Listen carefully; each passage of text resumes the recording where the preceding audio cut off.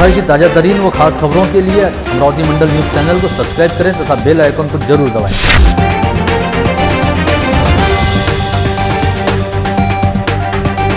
नमस्कार, दैनिक अमरावती मंडल के मंडल news bulletin में आप सभी का स्वागत है। आइए पेश करते हैं आज की कुछ खास खबरें।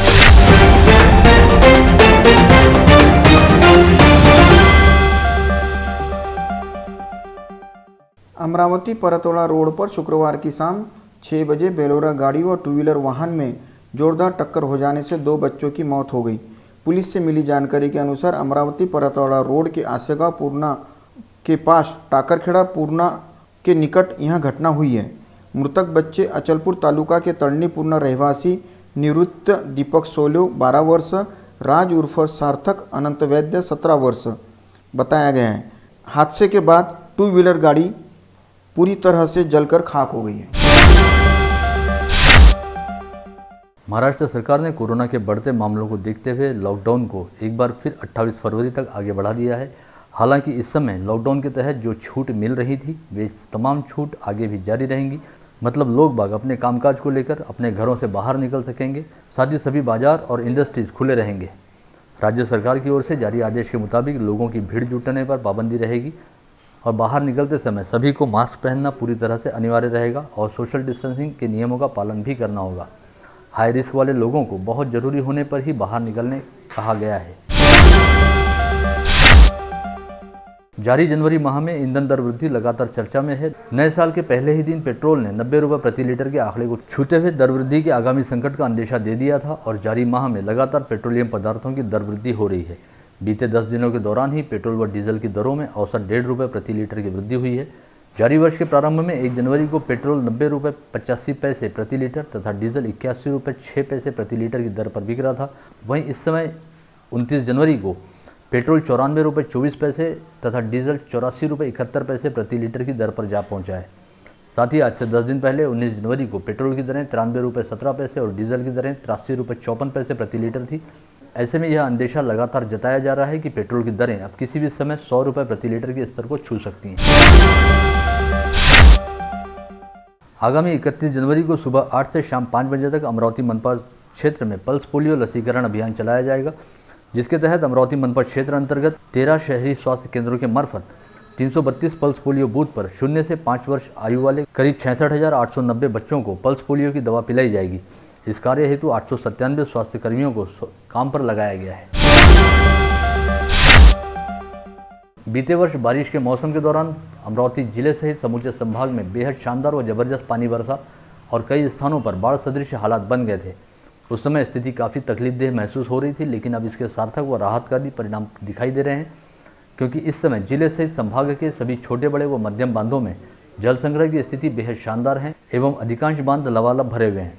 इस समय अमरावती जिले के कुल 90 छोटे बड़े व मध्यम बांधों में 67.40% तथा संभाग के 511 प्रकल्पों में 64.18% जल संग्रह है, जिसे देखते हुए कहा जा सकता है कि इस बार गर्मी के मौसम में अमरावती जिले व संभाग में जल किल्लत का सामना नहीं करना पड़ेगा। कोविड के प्रभाव को सौम्य करने हेतु पहले चरण में पुणे स्थित सीरम इंस्टीट्यूट की ओर से कोविशील्ड तथा हैदराबाद स्थित भारत बायोटेक की कोवैक्सीन का टीका उपलब्ध कराया गया था, जिसमें से कोविशील्ड के टीके का प्रयोग समूचे राज्य में किया गया। वहीं कोवैक्सीन का टीका केवल 6 जिलों में प्रयुक्त हुआ। वहीं अब पहले चरण के तहत दूसरा डोज देने हेतु सीरम की ओर से राज्य को 8,29,000 वैक्सीन का दूसरा बूस्टर डोज उपलब्ध कराया गया है, जिसमें से विदर्भ क्षेत्र के लिए 1,57,000 वैक्सीन की खेप पहुंचाई जा चुकी है। इसमें से नागपुर संभाग हेतु नागपुर स्वास्थ्य उपसंचालक कार्यालय को 96,000 तथा अमरावती संभाग हेतु अकोला स्वास्थ्य उपसंचालक कार्यालय को 61,000 वैक्सीन उपलब्ध कराई जा चुकी है, जिसमें से अमरावती जिले के हिस्से में 14,500 वैक्सीन की खेप भेजी जा रही है।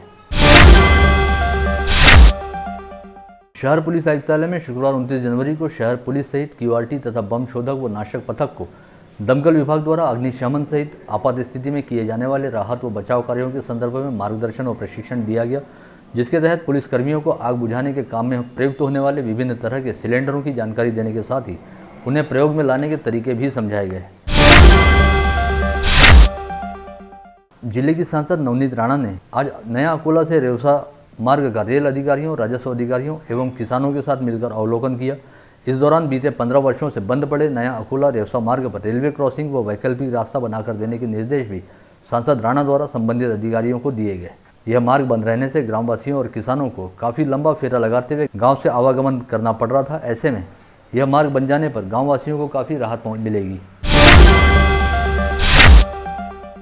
जीएसटी को लेकर सरकार की सख्त नीतियों के खिलाफ western Maharashtra tax practitioner association के आह्वान पर समूचे राज्य में 29 जनवरी को एक दिवसीय शांतिपूर्ण विरोध प्रदर्शन आयोजित किया गया, जिसमें अमरावती टैक्स बार एसोसिएशन ने भी सक्रिय रूप से हिस्सा लेते हुए सरकार की कड़ी नीतियों के प्रति अपना विरोध दर्शाया और जीएसटी सहित आयकर विभाग के अधिकारियों को इस संदर्भ में ज्ञापन सौंपते हुए अपनी समस्याओं एवं मांगों से अवगत कराया गया।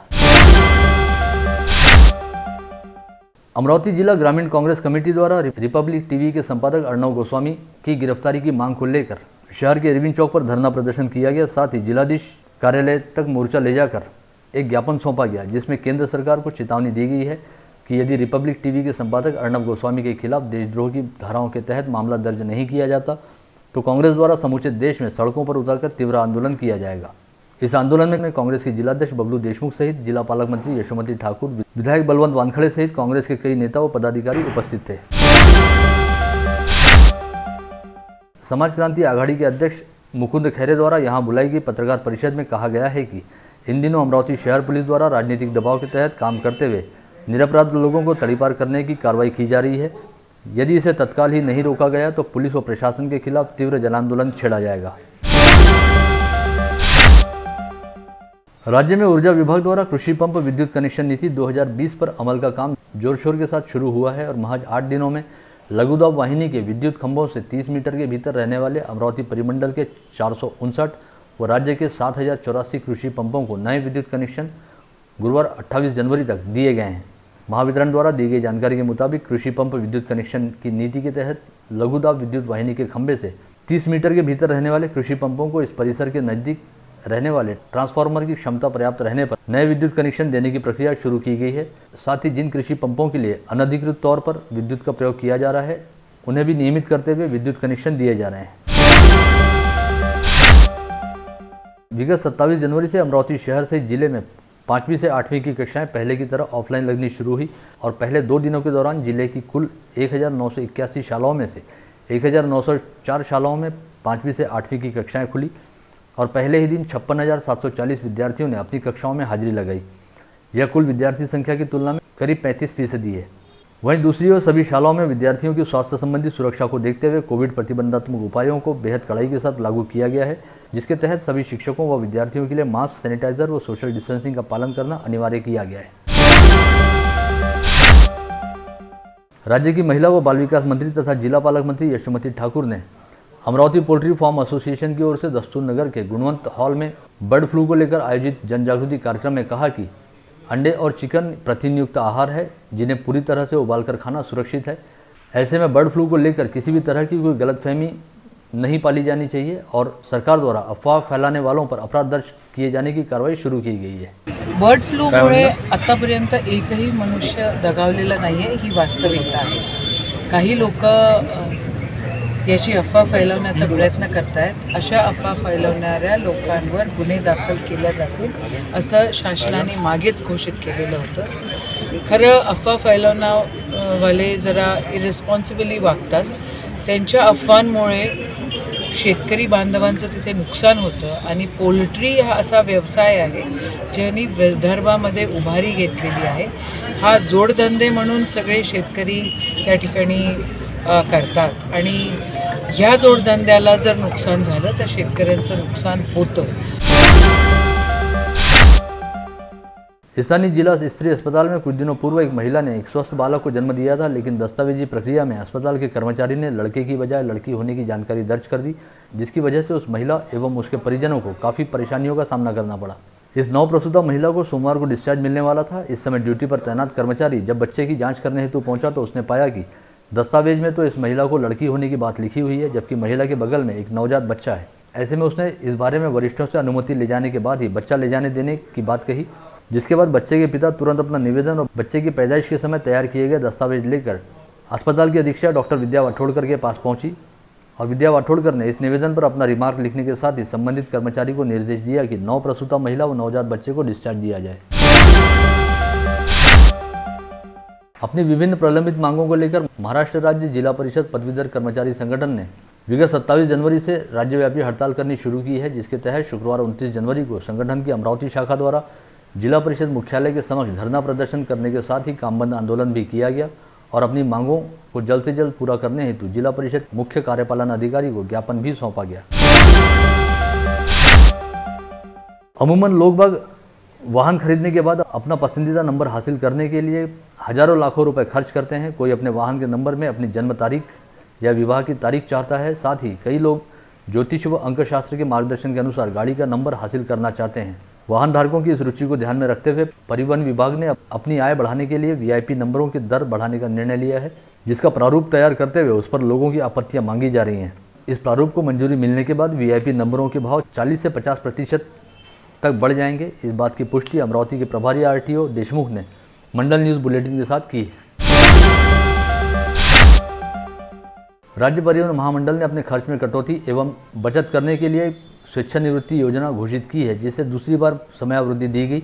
लेकिन इसके बावजूद अमरावती जिले में अब तक केवल 36 आवेदन ही निगम को प्राप्त हुए हैं, जिससे यह साफ है कि महामंडल के कर्मचारी स्वेच्छानिवृत्ति लेने के लिए बिल्कुल भी उत्सुक नहीं हैं। राज्य परिवहन महामंडल में इस समय करीब 1 लाख अधिकारी व कर्मचारी कार्यरत हैं, जिसमें से महामंडल को उम्मीद थी कि 27,000 कर्मचारियों द्वारा स्वेच्छानिवृत्ति हेतु पात्र रहने के चलते आवेदन किए जाएंगे, लेकिन इस योजना को बेहद अत्यल्प प्रतिसाद मिल रहा है।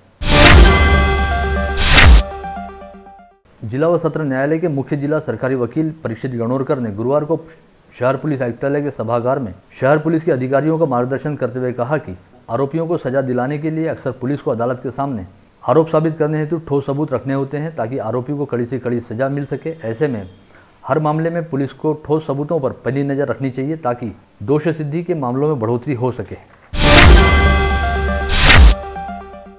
अखिल भारतीय मराठी नाट्य परिषद की अमरावती शाखा कार्यकारिणी का चुनाव आगामी रविवार 13 फरवरी को लेना तय किया गया है। कोरोना के चलते प्रलंबित रहे कार्यकारिणी के चुनाव 13 फरवरी की आम सभा में होंगे। इस हेतु अम्बागेट स्थित मृगेंद्र मठ में शाखा की आम सभा 13 फरवरी को दोपहर 2 बजे शुरू होगी और सभा के तत्काल बाद अपराह्न 3 से 5 बजे के दौरान मतदान कराया जाएगा। इस बार कक्षा 10वीं के विद्यार्थियों को क्रीड़ा स्पर्धा के ज़्यादा अंक मिलेंगे। इस तरह की जानकारी शिक्षक महासंघ के संस्थापक अध्यक्ष शेखर भोयर द्वारा दी गई है। शेखर भोयर ने कल मंत्रालय में क्रीड़ा व युवक कल्याण मंत्री सुनील केदार से मुलाकात करने के बाद यह जानकारी दी है। जिले में शुक्रवार 29 जनवरी को कोरोना के 93 नए संक्रमित मरीज पाए गए। इसके साथ ही जिले में कोरोना के कुल संक्रमितों की संख्या 21,610 पर जा पहुंची। वहीं शुक्रवार को 99 कोरोना संक्रमित मरीजों को कोविड मुक्त हो जाने के चलते कोविड अस्पतालों से डिस्चार्ज मिला। जिले में अब तक 20,865 लोग कोविड मुक्त हो चुके हैं। साथ ही इस समय 169 एक्टिव पॉजिटिव मरीजों का कोविड अस्पतालों में इलाज चल रहा है। मनपा क्षेत्र में 52 व ग्रामीण क्षेत्र में 109 असिम्टोमेटिक मरीजों को होम आइसोलेशन के तहत रखा गया है। जिले में कुल एक्टिव पॉजिटिव मरीजों की संख्या 330 है। इसके अलावा शुक्रवार को कोरोना संक्रमण के चलते एक मरीज की मौत हुई। जिले में अब तक कुल 415 कोरोना संक्रमित मरीज इलाज के दौरान दम तोड़ चुके हैं। पिछले कई महीनों से आरटीओ कार्यालय के सामने अपनी दुकानदारी खोलकर ड्राइविंग लाइसेंस के लिए आवश्यक रहने वाले फिटनेस सर्टिफिकेट को फर्जी तरीके से बनाने वाले ज्ञानेश्वर मोटर ड्राइविंग स्कूल के संचालक योगेश भोगे व उसके यहाँ काम करने वाले कंप्यूटर ऑपरेटर गणोरकर को गाड़गेनगर पुलिस ने गिरफ्तार करने के बाद न्यायालय में पेश किया और न्यायालय ने दोनों को 3 फरवरी तक पुलिस की हिरासत में रखने के आदेश दिए हैं। दोनों को पीसीआर में लेते ही मामले में आगे की जांच पड़ताल करने पुलिस का दल जैसे ही आरटीओ ऑफिस पहुंचा तो इस समूचे कार्यालय में हंगामा मच गया और आरटीओ अधिकारियों और कर्मचारियों के साथ मिलीभगत करते हुए अपनी दुकानदारी चलाने वाले आरटीओ एजेंट तत्काल वहां से भाग निकले। साथ ही दलालों से मिलीभगत कर काम करने वाले कई कर्मचारी भी अपनी कुर्सी से नदारद नजर आए। ऐसे में वहां पर ज़्यादा देर न रुकते हुए पुलिस का दल दोनों आरोपियों को लेकर गाड़गेनगर थाने में पहुंच गया। वहीं फर्जी मेडिकल फिटनेस सर्टिफिकेट बनाकर बेचने के मामले में गाड़गेनगर पुलिस ने डॉक्टर वैभव गरकड़ नामक एक डॉक्टर को भी पूछताछ हेतु तलब किया है। पता चला है कि डॉक्टर गरकड़ यहाँ के मेडिकल हॉस्पिटल में कार्यरत है। पुलिस उससे भी पूछताछ करते हुए इस मामले की जड़ तक जाने का प्रयास कर रही है। शहर के मध्यवर्ती बस डिपो के विश्राम गृह में आराम कर रहे बस कंडक्टर की इलेक्ट्रॉनिक टिकट मशीन परसों रात अज्ञात चोरों द्वारा चुरा ली गई। चोरी गई इलेक्ट्रॉनिक टिकट मशीन की कीमत 20,000 रुपये बताई गई है। गढ़चिरौली जिले के अहिरी निवासी अशोक गोरगोंडा नामक कंडक्टर ने अहिरी डिपो की बस को बस स्थानक में खड़ा किया था और वह विश्राम गृह में आराम करने गए थे, जहां पर उन्होंने इलेक्ट्रिक बोर्ड पर अपनी टिकट मशीन चार्जिंग के लिए लगा दी थी। लेकिन सुबह उठकर देखने पर यह मशीन वहां से नदारद थी, जिसकी शिकायत कोतवाली थाने में दर्ज की गई है। फ्रेजरपुरा पुलिस स्टेशन अंतर्गत मंगलधाम कुएं के पास एक खंभे से फांसी का फंदा लगाकर राधिका नगर निवासी एक महिला ने आत्महत्या कर ली। इस महिला के बेटे लखन फुसराज ने फ्रेजरपुरा थाने में शिकायत दर्ज कराते हुए कहा कि उसकी मां घुटनों के दर्द से परेशान थी, शायद इसी परेशानी के चलते उसने आत्महत्या कर ली है। फ्रेजरपुरा पुलिस ने आकस्मिक मौत के रूप में मामला दर्ज किया है। चंद्रबाजार तहसील के शिरजगांव बंड के गुलजारपुरा पेट क्षेत्र में मालवाहक वाहन की चपेट में आने से तलेगांव मोहना में रहने वाले अमर शेखोकार नामक 25 वर्षीय युवक की मौत हो गई। इस हादसे के बाद वाहन चालक अपना वाहन लेकर फरार हो गया था, जिसे अमरावती से गिरफ्तार किया गया है। इसी के साथ आज का बुलेटिन यहीं समाप्त होता है। कल दोबारा आप सभी से मुलाकात होगी ऐसे ही कुछ खास खबरों को लेकर। तब तक के लिए नमस्कार।